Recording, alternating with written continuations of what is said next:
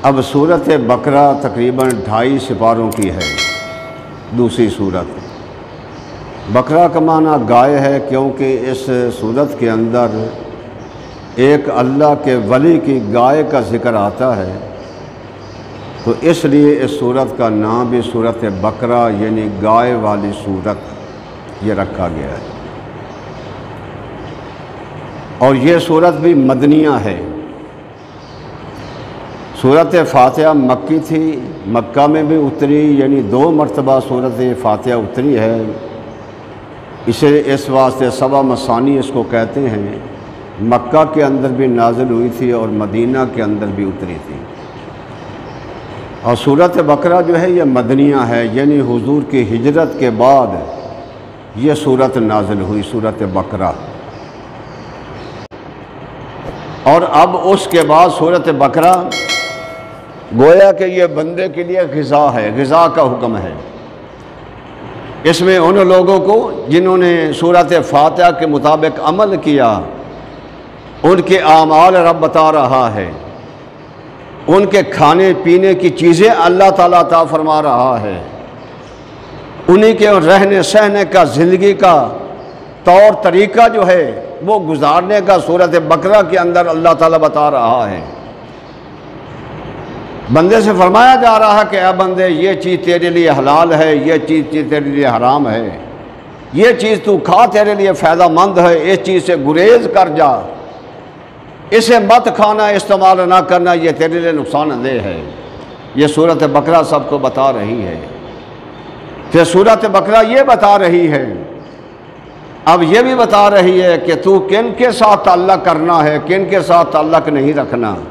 یہ صورت یعنی کہ تمام زندگی کا طور و طریقہ جو ہے وہ صورت بقرہ جو ہے وہ بتا رہی ہے بندے کو۔ ارشاد فرمایا الف لام میم۔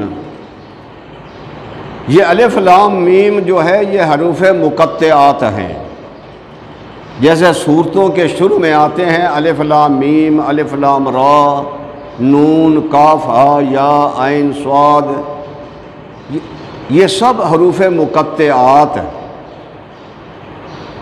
یعنی قطع کیے ہوئے لفظ، یعنی علیحدہ علیحدہ علام نہیں پڑھیں گے، بلکہ الف علیحدہ پڑھیں گے، لام علیحدہ، میم علیحدہ پڑھیں گے۔ اب ان کا ترجمہ کوئی بھی نہیں جانتا، خدا جانتا یا مصطفیٰ جانتا ہے، اور کسی کو کوئی نہیں پتا۔ جتنے بھی کوئی عالم ہو، مفسر ہو، محدث ہو، وہ یہی کہے گا اللہ و رسول عالم، اللہ جانے یا اس کا رسول جانے۔ ان کا ترجمہ جو ہے، کیوں؟ یہ خدا اور مصطفیٰ کے درمیان میں راز کی باتیں ہیں، بیت کی باتیں ہیں، اور جو راز کی باتیں ہیں وہ کسی کو بتائی نہیں جاتی۔ رب جانتا ہے یا مصطفیٰ جانتے ہیں اور کسی کو خبر نہیں ہوتی۔ اسرار محبت را ہر دل نبود قابل، کیونکہ اسرار محبت کے لیے، محبت کے بھیتوں کے لیے ہر دل جو ہے وہ نہیں چنا جاتا، کوئی خاص ہی دل ہوتا ہے جس کے اندر راز جو ہے وہ ڈالے جاتے ہیں۔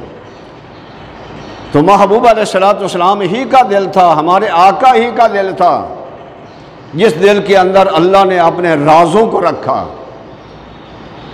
تو گویا کہ یہ وہ حروف مقطعات ہیں کہ جن کا مطلب، جن کا ترجمہ خدا جانتا یا مصطفیٰ جانتا، کسی کو خبر ہی نہیں ہے۔ جیسے تفسیر البیان کے اندر آتا ہے، جب جبریل امی آئے، عرض کیا الف، حضور نے فرمایا علم، تو میں جان گیا۔ پھر جبریل نے کہا لام، حضور نے فرمایا فہم، تو میں پہچان گیا۔ پھر کہا میم، فرمایا عرف، تو میں اسے پہچان لیا۔ جبریل کہنے لگا یا رسول اللہ صلی اللہ علیہ وسلم، مجھے پتہ نہیں ہے کہ الف لام کا کیا مطلب، کیا معنی ہے، اور آپ فرما رہے ہیں کہ میں جان گیا، پہچان گیا۔ حضور علیہ السلام نے فرمایا جبریل، یہ میرے اور میرے رب کے درمیان جو ہے یہ راز کی باتیں ہیں، یہ بھید کی باتیں ہیں، اسرار ہیں، رموز ہیں، یہ میں جانتا ہوں یا میرا رب جانتا ہے اور کسی کو خبر ہی نہیں ہے۔ اور اس کے بعد فرمایا ذالک الکتاب لا ریب فیہ، یہ وہ کتاب ہے جس کے اندر کوئی شک نہیں۔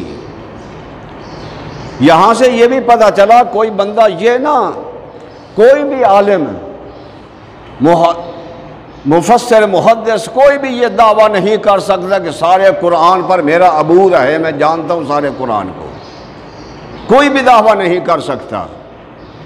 کیوں؟ یہ وہ کلام ہے کہ جس کے اندر متشابہات بھی موجود ہیں اور مقطعات بھی موجود ہیں، جن کا ترجمہ رب جانتا ہے یا مصطفیٰ جانتا ہے، کسی کو خبر ہی نہیں ہے، کوئی بھی عالم یہ دعویٰ نہیں کر سکتا۔ اور بعض ایسے بھی الفاظ ہیں جو ہر بندہ جان لیتا ہے، جیسے فرمایا ذالک الکتاب لا ریب فیہ، یہ وہ کتاب ہے جس کے اندر کوئی شک و شبہ نہیں ہے، یہ کوئی اس کے اندر جھوٹ نہیں ہے، جو یہ قرآن کہتا ہے وہ سچ ہی کہتا ہے، وہ حق ہی کہتا ہے، اس کے اندر کوئی جھوٹ نہیں ہے، کوئی ایسی بات نہیں ہے، وہ سچی کتاب ہے۔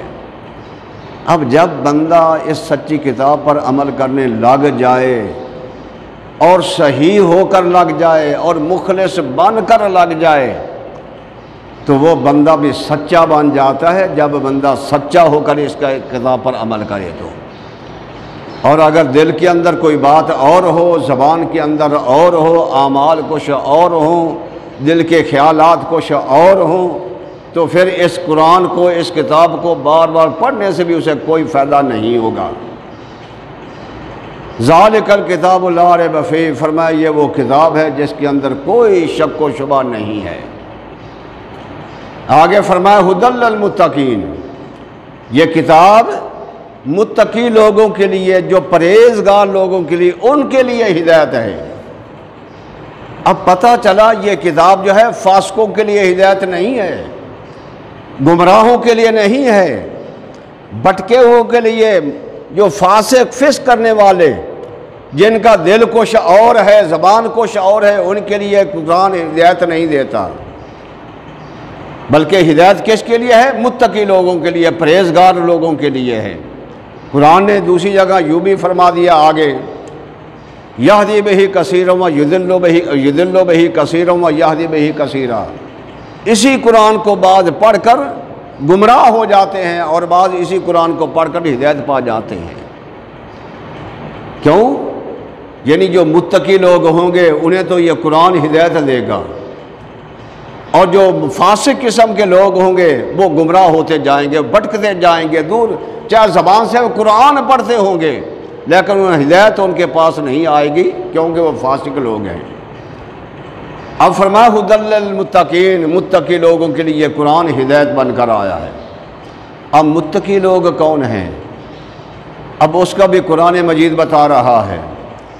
یہ اللہ کا کلام ہمیں سب کچھ بتاتا ہے، لیکن مقصد یہ ہے بندہ مخلص ہو کر اس قرآن مجید کو پڑھے تو صحیح، اس کو سمجھے تو صحیح، یہ قرآن سب کو بتاتا ہے۔ ھدی للمتقین، متقی لوگ کون ہیں؟ اب دوسری جگہ قرآن مجید نے فرمایا کہ یہ صرف نماز کا ادا کر لینا، رکوع و سجود کر لینا، اس کا مطلب یہ نہیں کہ وہ بندہ جو رکوع و سجود کر رہا ہے، جو نماز پڑھ رہا ہے، وہ متقی ہے۔ یا روزے رکھ لینا، یہ اس کا مطلب نہیں جو روزے رکھتا ہے وہ متقی و پرہیزگار ہے۔ یا اسی طرح یہ اعمال ہیں، اسی طرح زکوٰۃ کا ادا کر دینا، خیرات کر دینا، جو خیرات کرنے والا وہ متقی و پرہیزگار ہے، یہ اس کا مطلب نہیں ہے۔ ہم دیکھتا ہے کہ کئی ہندو بڑے خیرات کرتے ہیں، سکھ بڑے خیرات کرتے ہیں، کافر جو ہیں وہ بڑی خیراتیں کرتے ہیں، اس کا مطلب نہیں ہے خیرات کرنے والا متقی و پرہیزگار ہے۔ اسی طرح روزے رکھ لینا، یہ نہیں ہے کہ روزے رکھنے والا، ہر روزے رکھنے والا متقی و پرہیزگار ہو، حالانکہ روزے عیسائی بھی رکھتے ہیں، یہودی بھی رکھتے ہیں۔ تو یہ اعمال ہیں، یہ کام کرنے سے ہر بندہ جو ہے متقی و پرہیزگار نہیں ہوتا۔ متقی و پرہیزگار کون ہوگا؟ جس کے لیے قرآن ہدایت بن کر آیا ہے، جس کو یہ قرآن صراط مستقیم پر چلاتا ہے، جس کو یہ قرآن